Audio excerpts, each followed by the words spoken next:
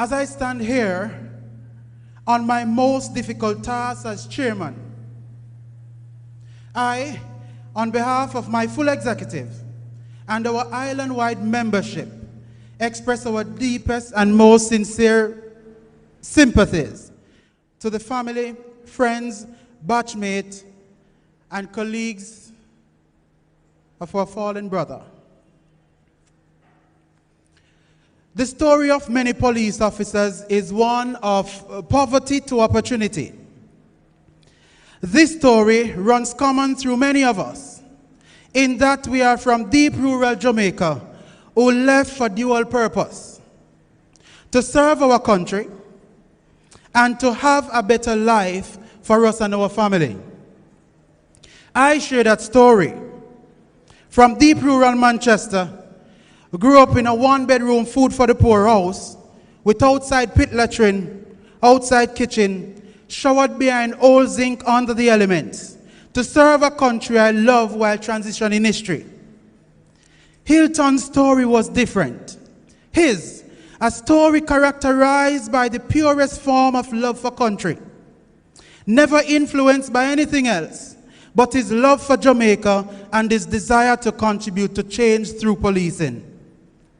He left the comfort of his family home to endure the unease of policing. Unease because he joined the police force, which pays an annual salary of $840,000 per year, or a meager $70,000 per month. Unease because he joined to serve and reassure the people of Jamaica who showed disrespect and disregard for the service of police officers. Unease because he served an ungrateful country that cannot appreciate that it is out of love and sheer commitment why anyone could leave the safety of their homes, sleep deprived, and work long hours to make someone else safe. Unease because he worked in poor conditions, he worked in any weather, in present and clear danger, which eventually led to his death.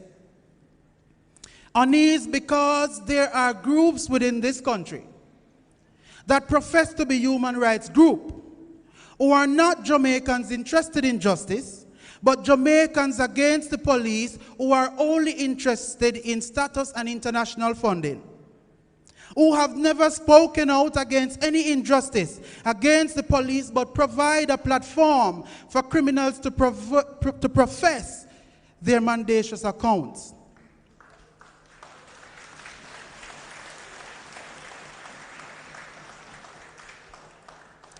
Unease because if he was charged while exercising an honest function with alleged miscalculated judgment, he would have faced with legal fees upward of $3 million, suspended from work and pay,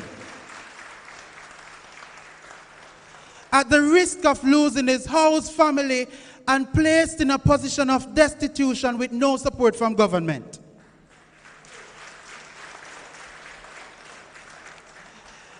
Unease because people, even parliamentarians, refer to us as killers because it is popular to do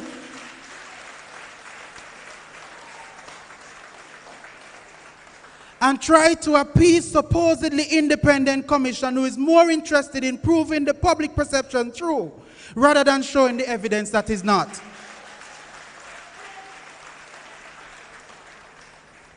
Unease because he served in this country and served people who hide behind social media and celebrate the killing and injury of police officers. Unease because because he did not have 100% health insurance and had to pay out of pocket, even for illnesses that are associated with the job. Unease because having joined at 18, he would have had to serve 42 years before he retires with a good pension. And even then, he would have to wait months to be paid his pension.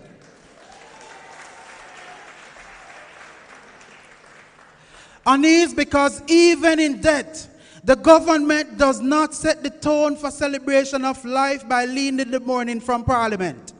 and declaring a national day of mourning for the Jamaican people to celebrate the life of people who died for this country. Unease because there is nothing tangible to show that pays homage to those who passed for a national cause, for those who died to make Jamaica safer, were killed for being noble and for being their best.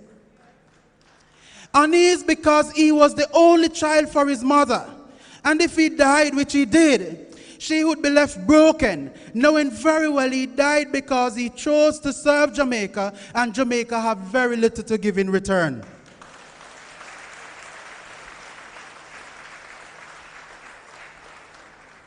Unease because even though it doesn't make any sense, he did it anyway.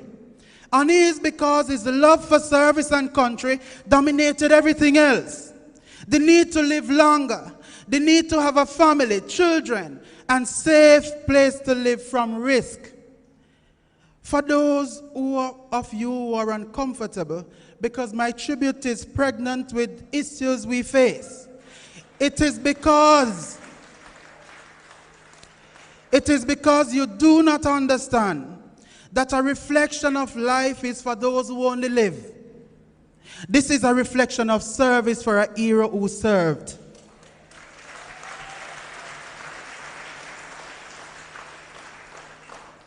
The good die young, and Hylton has proven that to be true.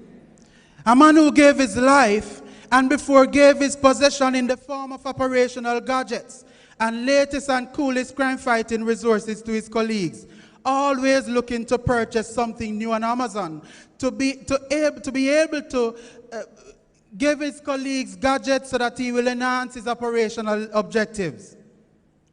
He loved operation and was proficient at shooting and SWAT. He represented Jamaica in November 2019 in Florida at an international SWAT competition. Decardo Hylton was the kind of man we needed in the police force. He demonstrated excellent work, worth, and conduct. He was disciplined, hard-working, and loved his job. He will not be here to see the JCF we are creating. He will not be here to see us address the unease that we have endured for so long. He will not be here to see Jamaica become the place of choice to live, raise family, and do business. He will not be here to truly see us become a force for good, though he contributed to it. The people of Jamaica are indebted to Mr. and Mrs. Hamilton and Mr. Hylton for the loss of their child in fighting against crime. The fight to make Jamaica a safer place. Nothing we can say will bring him back.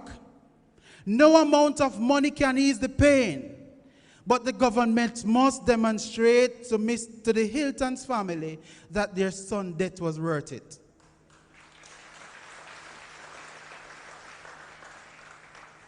We owe it to the family.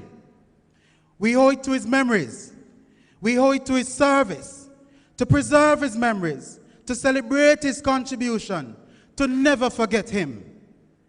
Minister, all it takes is a political will to do the things that is right, to treat police officers like humans and honor their service.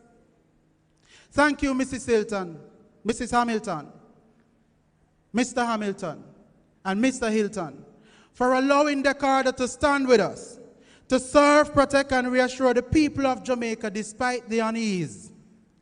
We will continue to fight for him. We will stand with you always. We will ensure that the entire Jamaica and the world knows the quality man he was. He died, but his memories will live on. Jamaica has